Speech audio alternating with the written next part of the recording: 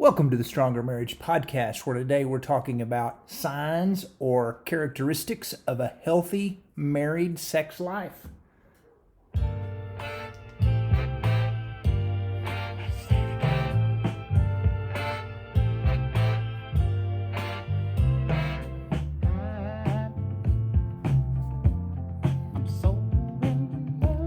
How can you not start that off with a little bit of Al Green? Welcome, everybody, to the Stronger Marriage Podcast with Trey and Lee. We are glad you joined us today. Yeah, that is exactly right. We are getting ready to go to Edmond, Oklahoma this weekend for a big workshop. This one's a little bit different. The church that's hosting is having a big banquet on Friday night, sit-down meal. It's going to be kind of fun. Friday night, Saturday workshop in Oklahoma City. We're excited if you're planning on being there. It's going to be a good weekend. Going to be a lot of fun. Yes. We also have coming up at the end of this month on the 27th. Yes, our online date night, intimacy edition. Yeah, we're going to be talking about communication and intellectual intimacy and spiritual intimacy. It's not just about sex. Mm-hmm. All of the things that lead up to sex that help you have an amazing intimacy. Yeah, intimacy is where you connect with your spouse and you can connect with them emotionally, intellectually, spiritually, sexually, and so we'll talk a little bit about that. That'll be fun on the 27th. You can find all that info at our website, treyandlee.com. Today we're talking about signs of a healthy sex life in marriage, and that is our topic. We get bombarded with questions about things just like this. We think personally it's because a lot of Christians are not sure where they can ask safe questions, and so they have a lot of questions about intimacy and about sex, and so we're going to cover some of those, some things that you can kind of go, hey, we do that. That's a good thing, and so we'll talk about some signs or characteristics of healthy sex life. That's right. And if there's one or two of these that we mention and you think, ooh, that doesn't fit us, then that's not saying that you don't have a healthy sex life. That might just say these are one or two areas that maybe we need to talk about a little bit more, that we need to figure out how we can improve on these areas. Yeah, we personally like lists like this because it gives us a measuring stick of how well we're doing. It is a little bit like a gauge of going, all right, so we're batting about 800 here, but there's a couple that we could really use to work on. Whatever it is, maybe batting 500 here. Half of them we do well on, and maybe some others we need to really pick it up on. And so we're going to talk a little bit about that. So we got 10 things. We're going to go through them pretty quick. Start us off. What's number one that you have a pretty good, healthy sex life with your spouse? Number one is that you're not constantly stressing over your body. Yeah, and that's something that can happen in marriage. I believe you say it in our workshops about gravity is not our friend or something like that. That's right. I mean, you're not going to look like the person that you looked like when you got married. If you're like us, I mean, we married very young, and we certainly don't look like we did 33, almost 34 years ago, because age and gravity just are not our friend. You have can I say bore? Is that a good word? You have bore 4 sons into this world, 4 of my children. Yes. And I love every stretch mark. I love everything about you that shows that you have been a mother and my wife. And sometimes we tend to stress over our bodies more than our spouse does, especially women. Men not always, but it could. Mm-hmm. But really women, when they look in the mirror, I think they see all their flaws. And men just see, ooh, that's my wife, and she looks incredible. Yeah. Don't compare yourself to other people. Especially don't ever compare yourself to, anybody that's on a big screen, on a magazine cover. I mean, those are all, goodness, they've been airbrushed and touched up, and I mean, all of the things. So don't ever compare yourself to that. But yeah, just don't compare yourself to anybody. And spouses out there, build your spouse up when it comes to this. Don't tear them down. Don't tease them about, are you really going to eat that candy bar? You're knocking over lamps with your hips when you walk through the room. Build your spouse up. Don't make them feel bad about their body or they're not going to want to share it with you. Yeah. So don't ever take pop shots at your spouse's body. Men, since I'm talking to the men for a second, men, best thing you can do is compliment your wife. Let her know she is still absolutely gorgeous, that you love her curves. Those are all things that she needs to hear. She notices her stretch marks and things that don't look like they used to. Wives, I remind you, your husband don't see those. He sees a gorgeous you. So don't stress over your body. Don't stress over your body. Number 2, don't be afraid to talk about sex with your spouse. Yeah. This is signs of a healthy sex life. You're not afraid to talk about it. Yeah. Now, we grew up in a time where we didn't talk about sex a lot. It just wasn't something discussed in our homes. It took us years to kind of figure out it was legal to talk about these things. And actually, our intimacy, our sex life improved a lot when we began to talk about things. For sure. Yeah. We used to just kind of guess at things and didn't always, turn out the way that we had anticipated until we started talking about it. And so, man, talking about it, communicating likes and dislikes and feelings and all of those things can have a huge, drastic improvement on your sex life. Yeah, there is nothing. God is not embarrassed by sex in marriage. He is not. He created it. It is beautiful. It is okay to talk about. It's okay to talk about what you like, what didn't work for you. It's okay to ask questions. Sometimes if your spouse is a little uncomfortable, maybe ask them, what did you think about this? Would you be interested in whatever it is?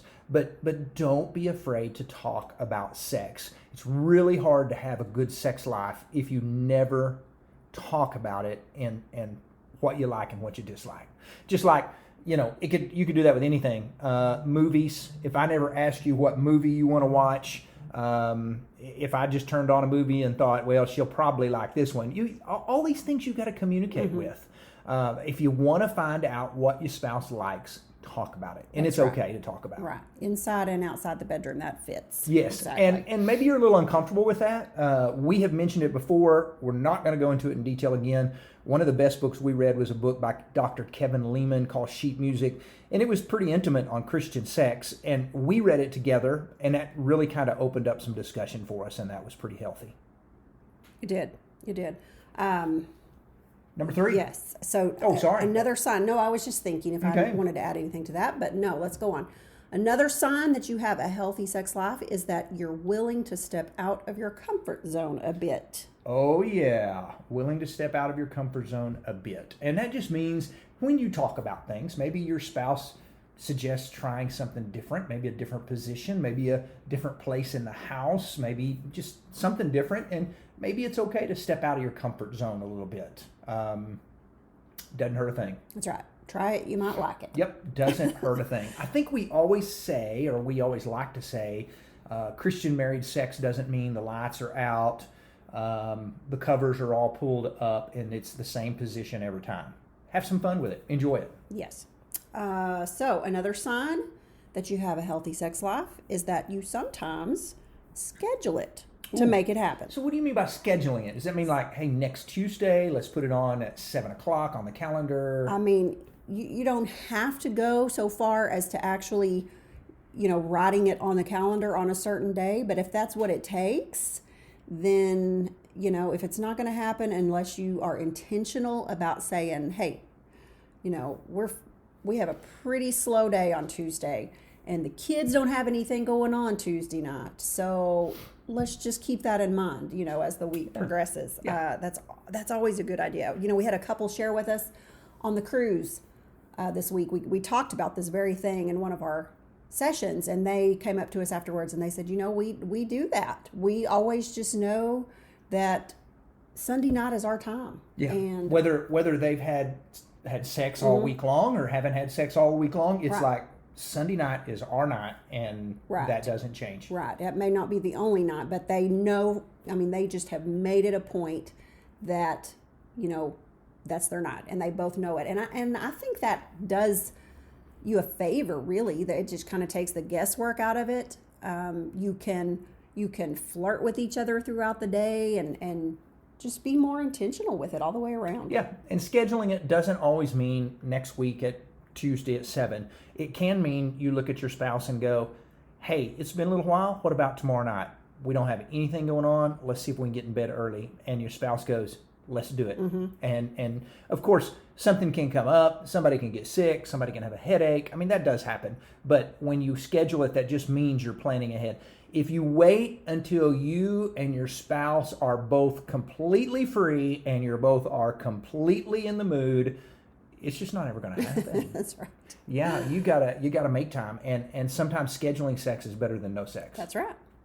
So another sign that you have a healthy sex life is that you like it. Yeah. Yeah, you just like it. Yeah, and sometimes that may not mean it may not have to be your thing, and I don't mean that in a bad way, but if your spouse likes it, you like it. You know, sometimes I do things that you like that maybe it's not my favorite thing to do in the world, but I don't mind doing that because you like to do that.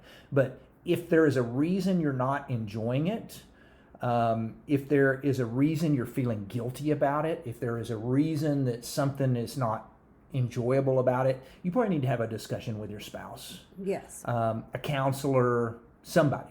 Yeah. Something, maybe some baggage, some past history, something. I agree. If there's, if you just say, I just do not like it, I have negative feelings associated with it, then yes, you need to probably seek some outside help. Definitely have a conversation with your spouse, because it can be improved. Yep. There's always... and we've said this on a past episode. We look back, we discussed some negative sides of sex in marriage back in November. And that's the last time we talked on the topic of sex. And we talked that if you have a very low desire and your spouse has a high desire or high drive, you might want to visit with a doctor, because we've visited with doctors. We have a friend that's a doctor, and we just kind of picked his brain one time and said, all right, so tell me, if you got either a husband or a wife, can they see you and get some help with a low or zero sex drive? And he said, absolutely. There is incredible things today that will help a spouse in that area. And I thought that was amazing. Yeah. Why not visit with somebody that might help make things better? Yeah, don't let pride get in the way. We always say that. Sometimes we're embarrassed, we're ashamed, we're prideful, and we don't want to talk to a doctor or a counselor or whoever it may be that can help us. But don't let that get in the way. Yeah, that is a good point. Let's look at number 6. Number 6 out of 10, you take turns initiating, meaning it's not always one person that's doing the initiating, because if you got one person doing all the initiating, they're going to feel a little like they are begging all the time. Mm-hmm. And that's just not a good deal. Yeah. When you just kind of feel like I'm begging all the time, I'm always asking, they'll finally give up. And so it's important that you take turns initiating. Healthy married sex has two sides that both initiate, both that say, hey, how about tonight? Whatever it is that you do to initiate. That's right. And you need to agree on the frequency. There's got to be some compromise there, because, it is likely that one of you has a higher sex drive than the other. And, there may be one of you that wants every single day, and there may be the other one saying that is just absolutely, I just can't Impossible. Do that every single day. And so, there's got to be some compromise there. Yeah, one spouse may be saying twice a week, and one may be saying 7 times a week, mm-hmm. And maybe you compromise for 3 or 4 times a week. And so meet in the middle. The spouse with the lower sex drive should not be the one that dictates the amount of sex happening in the marriage. Yes. Number 7. All right. Another sign of a healthy sex life is you feel like it's a joy and not a chore. So, obligatory sex is just not, it's not healthy. Yeah. You don't want to feel like, and your spouse doesn't want to feel like, hey, my spouse is just punching a time card. They're just wanting to get this over with. You should not make it feel like a chore. Your spouse should not feel like you think it's a chore or a duty. It would be a little bit like if you were going to have some conversation and I came in to you and said, honey, got any time to visit? I'd love to talk to you. We haven't visited in 2 or 3 days and we need to catch up. And you go, we just talked 3 days ago. You want to talk already again? All you have on your mind is wanting to talk. I have 5 minutes free. Talk if you want to. I would be going, I don't want to talk to you if you're going to act like that. Right. If it comes across as a chore or mm-hmm. a duty. Yeah. And, chances are if it feels like a chore, then it goes back to number 5, where we said you like it. Chances are you don't like it. And there's probably some kind of underlying reason there. Yeah. And it may not be a big, huge psychological thing. It may just be that you're not getting a lot of what's the word I'm looking for? Pleasure out of it. And so that's where the communication comes in there. That's where you need to talk more about, and explain to your spouse, hey, I want to enjoy this too, so let's figure out how to make this happen. Exactly. It should never just be a one-sided thing. Yep. So work hard to make sure that you're both being satisfied. Yeah, that is exactly right. Number 8 kind of fits back with number 3, get out of your comfort zone. But number 8 is to be willing to maybe try some new things. And we kind of talked about that. Again, don't always have to do everything the same way. Some variety is healthy and it is good. And so, yeah, that's just a sign of a good, healthy sex life. It is. And this kind of can tie into personality types. There are some personality types that are perfectly content, with the same thing every single time. And then there are the other personality types that are more, the adventure seekers, and they just cannot do it the same way every time. And so, there again, there needs to be a little bit of compromise there. Mm-hmm. And a little bit of conversation, because conversation fixes so many of these things. Yes. Yeah. Number 9 is a huge one. And this is so important. This is something we didn't recognize or realize early in marriage. And we have finally, later in marriage, have kind of said, oh, this is really important. That is number 9. Yeah. That you feel good after sex. You feel a connection. Some people call it an afterglow, where you just feel content, but we like to call that the connection. Yeah. That's really the main reason, besides procreation, of course. That God made sex for married people, was to feel that bond and that connection that brings you together as one. That's right. Sex is the ability to not just connect once, but constantly reconnect. It's kind of like plugging in a phone charger on your phone and reconnecting with it and it getting recharged. It's a little bit of a, hey, you go from being the woman I live with to, this is my wife, I love her. There's a connection after sex, and you should feel that connection, that bonding of, this is my spouse. That's right. And I love my spouse. That's right. That's biblical. That is. And we've talked on other episodes about the oxytocin that's released, and that's a bonding hormone, and that's, a big reason why you feel that connection and that afterglow, so to speak.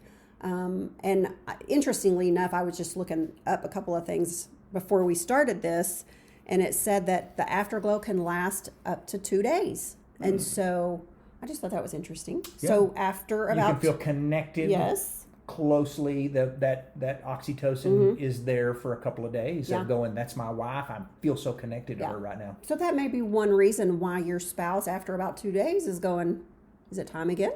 There you go. So so if you're not, there again, we want to say this, if you don't feel good, if you are having feelings of anything but good after sex, then you might need to talk to somebody about that. Yeah. You should never feel sad, depressed, lonely, guilty, shameful, any of those things. And so whether it's your spouse you need to talk to or a counselor, have a conversation with somebody about if you're having negative feelings.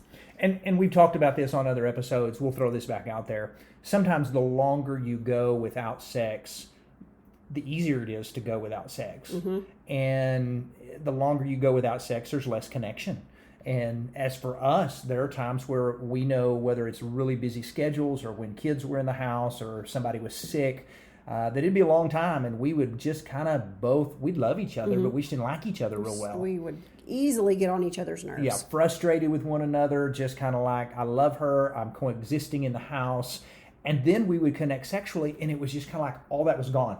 It was like, this is my wife. I Reset. love her. It was a reset button. It was Yeah. like you unplugged the computer and plugged it back in, and it started running like it was supposed to. Yes. That's the connection that God created in sex. That's the connection God created with oxytocin That's right. in marriage. Yeah. That's why it's important. It's for more than pleasure, more Absolutely. than procreation. That's what I was just going to say. I mean, God knew what he was doing, and it, the world says sex is about pleasure, and that's all you hear from the world about sex, but it's so much more than that. Yeah, that is true. It is for two people to become one flesh, and that's good stuff. Yeah. So the last sign of a healthy sex life that we want to talk about is that you seek help. You feel comfortable enough to seek help when you need it. And that's what we've talked about continually throughout this episode. Seek help if there's something going on, if you're having feelings that aren't comfortable for you, if there's something physically that isn't working right, seek help. Don't be afraid to ask a counselor, a mentor, a marriage coach, a doctor, any of those things. Ask. A book.